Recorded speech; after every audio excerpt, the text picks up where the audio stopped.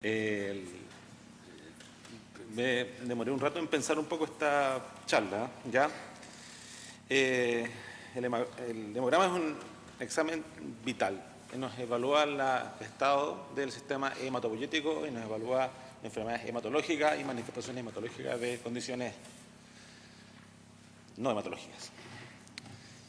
Lo principal es que la evaluación del hemograma necesita una aproximación sistemática, ¿ya? Hay que tratar de evaluar el hemograma siempre de la misma forma, ¿ya? No existe un algoritmo que nos permita evaluar el 90% de las alteraciones hematológicas. Lo que yo les voy a presentar es un poco mi aproximación. Mi aproximación que busca hacer el diagnóstico de las 5 o 6 condiciones, no son más, ¿ya?, que representan a lo menos el 90% de toda la consulta que se deriva a hematología por un hemograma alterado. ¿Okay? Así que espero que les sirva, porque es de verdad un poco como yo lo hago. Serie roja, hemoglobina. La primera, no podemos interpretar un hemograma sin saber cuáles son los valores normales de hemoglobina, ¿ya? Los valores de hemoglobina no tienen que definir, o sea, tenemos que avanzar del rango de normalidad sacado de la población a lo que definimos con rango de normalidad basados en diagnósticos, ¿ya? Los rangos de normalidad nos permiten diferenciar realmente un paciente que tiene anemia por una condición o un paciente que tenga una poligloburia patológica. Estos son los valores que consideramos en este minuto. Hemoglobina en hombres de 13 a 16,5 y hemoglobina en mujeres de 12 a 16. Todo valor fuera de este rango requiere estudio, todo. No existe ninguna anemia que sea leve, que sea normal ni esperable. Anemia leve no es sinónimo de problema leve, ¿ya?, que suele ser un gran problema, ¿ya? Valores discretamente elevados de hemoglobina también pueden reducir condiciones patológicas muy significativas para nuestro paciente. Entonces, no existe ninguna condición que nos diga o haga pensar que este paciente no requiere estudio porque tiene un valor un poquito por debajo de lo normal o tiene un valor un poquito por sobre lo normal. La aproximación de la anemia, más que algorítmica, que es lo que tradicionalmente uno enseña, que es muy útil para entender los mecanismos fisiopatológicos, yo en general tengo esta aproximación. En general hago una aproximación en que prácticamente a todos mis pacientes le hago la misma evaluación y pienso básicamente en las mismas cosas porque yo quiero que no se me pasen las cosas más frecuentes. Evalúo sistemáticamente morfología, mediado básicamente por BCN, miro directamente, si es micro, normo o macro, de 80 a 100. Si tiene menos de 80 es micro, si tiene más de 100 es macro. Evalúo sistemáticamente la cinética con reticulocitos. Quiero diferenciar si esta es regenerativa o arregenerativa. Evalúo sistemáticamente si el paciente tiene o no tiene hemólisis. Mío siempre LDH y miro siempre cuánto tiene de indirecta. Aptoglobina en casos excepcionales en que tenga alguna duda. Evalúo casi invariablemente en forma sistemática en mis pacientes si hay carencias de hierro y vitamina B12, porque nuestros pacientes tienen coexistencias de patología, pueden tener una patología sistémica y además de tener carencias, porque la prevalencia de carencias en la población es extremadamente alta, ¿ya?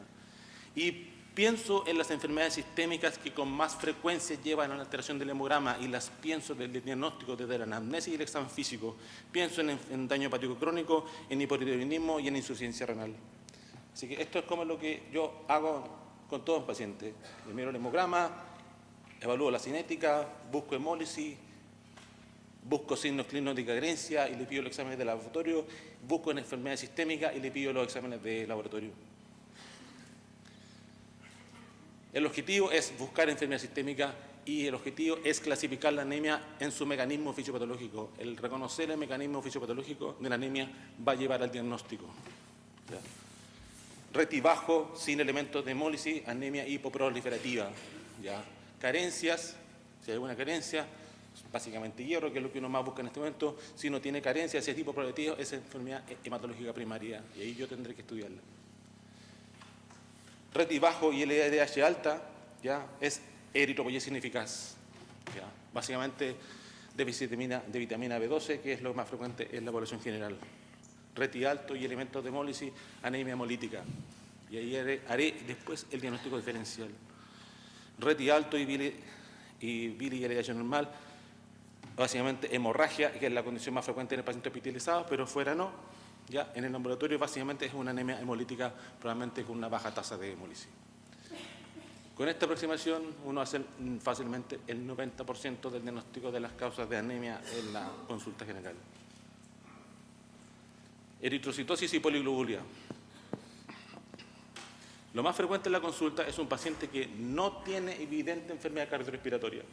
¿Ya? Si el paciente tiene evidente patología cardiorrespiratoria, es hepático severo, tiene una insuficiencia cardíaca congestiva y además anda medio cianótico por la vida, ya uno asume que podría ser una causa secundaria. ¿Ya?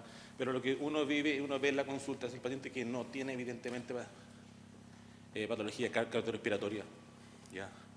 Las principales causas que ocurren y que uno ve en la consulta son básicamente estas tres. ¿Ya? Son lejos las causas más frecuentes. Vivir o trabajar en altura. Nuestros pacientes trabajan a más de 4.000 en este país. La mayoría son que trabajan en la minería. La segunda causa que es muy frecuente en la consulta y que es una causa súper frecuente de derivación al hematólogo, ¿ya? Es la apnea obstructiva del sueño. Es súper frecuente que el paciente sea derivado porque tiene 18 gramos de hemoglobina, tiene 18,5 gramos de hemoglobina y yo lo recibo, lo miro, ¿ya? Y uno piensa, este paciente tiene una apnea obstructiva. El fenotipo es característico y la anamnesis es el diagnóstico, ¿ya? Un poco para decir que en realidad la anamnesis sigue siendo, y el examen físico sigue siendo el examen con el mejor valor predictivo. La policitemia vera es la otra causa, es bastante menos frecuente, es una patología en general poco frecuente. En general, si el paciente no tiene los dos condicionantes anteriores, yo les hago el estudio dirigido que en este momento se hace con un estudio de mutación de JAK2. Para los leucocitos, el primer mensaje: solo tiene valor el recuento absoluto individual de cada una de las poblaciones. Hablar de leucocitosis no significa nada. Yo tengo que decir qué tiene. Tengo que decir que tiene neutrofilia, o tiene linfocitosis, o tiene eosinofilia, o tiene monocitosis. No sirve de nada decir que el paciente tiene leucocitosis. Al igual que leucopenia. ¿Ya? Tengo que identificar qué población tiene. Yo no estudio leucopenias, yo estudio neutropenia o estudio linfopenia. Neutropenia es probablemente la motivo de consulta más frecuente. ¿Ya? Siempre recordar que neutropenia es recuento de consulta de neutrófilo de menos de 1.500. Si el paciente tiene 1.800 y me lo derivan para mí para estudio de neutropenia, yo lo devuelvo. Porque pasa.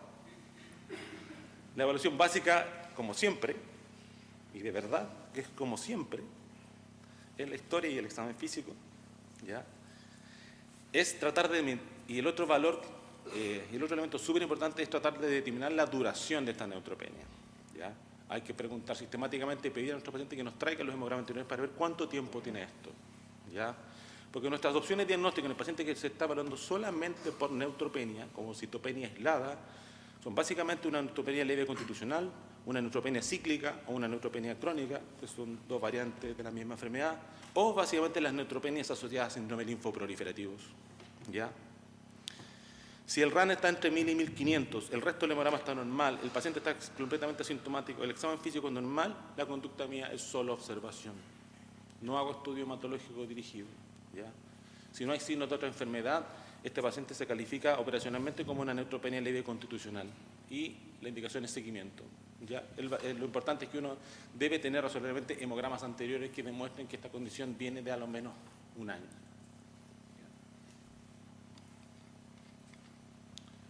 La otra causa de derivación frecuente al hematólogo es la linfocitosis, ¿ya? En la cual definimos que el recuento absoluto de linfocitos es más de 4.000. Nuevamente, examen clínico, examen físico, ¿ya?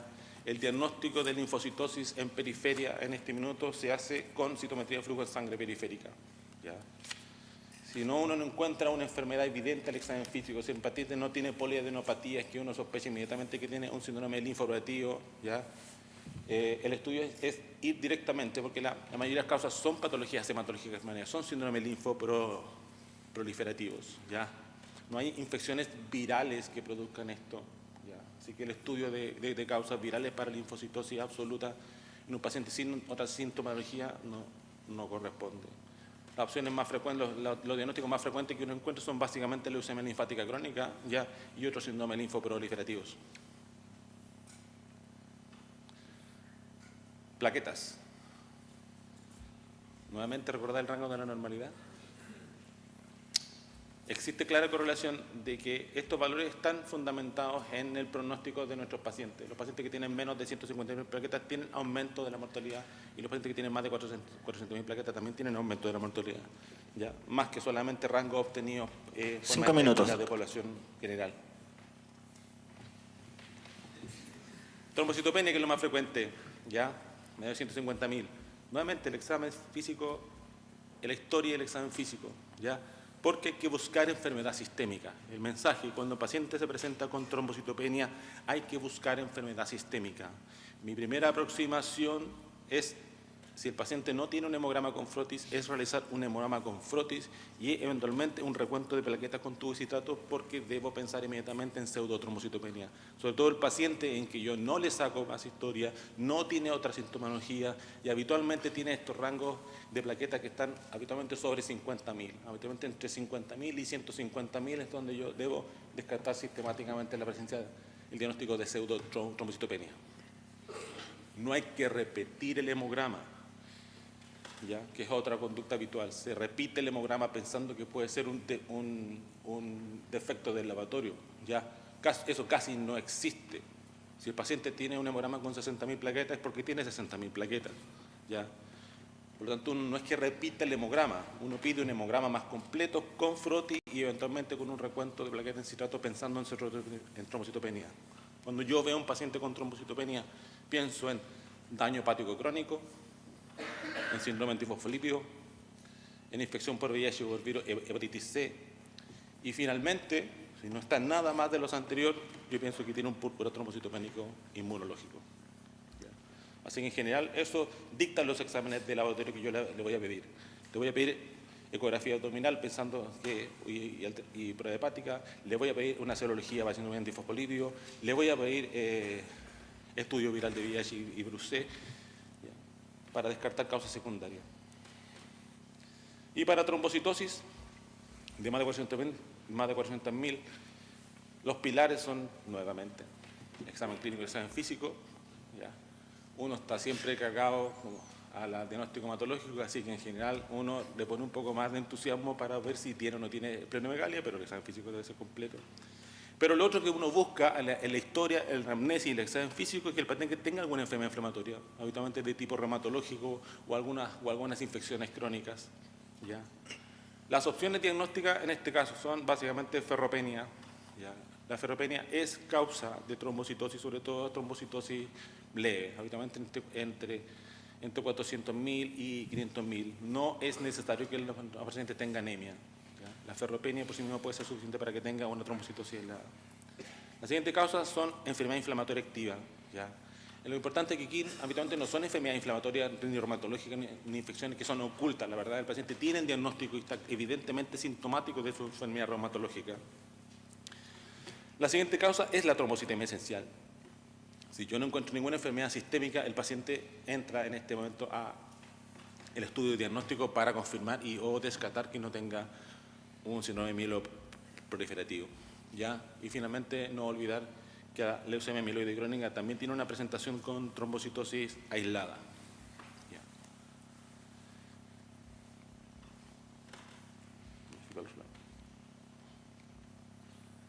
Y terminamos. Gracias. Agradecemos al doctor Figueroa por su excelente presentación.